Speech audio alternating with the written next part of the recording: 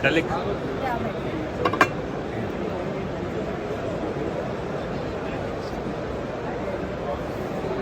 Want to say what you guys do? I'll post on the LinkedIn.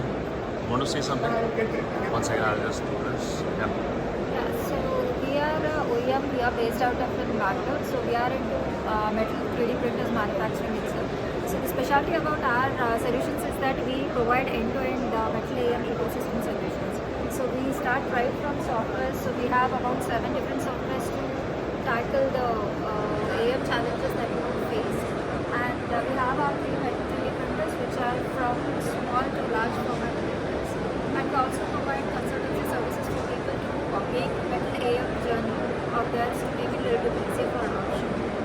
So that's the services and solutions that we provide. So it's include the aviation sector also and space sector also. Yeah, Like both so sectors. we provide services to various industries. So aerospace and space are one of them. Oh, thank you so much.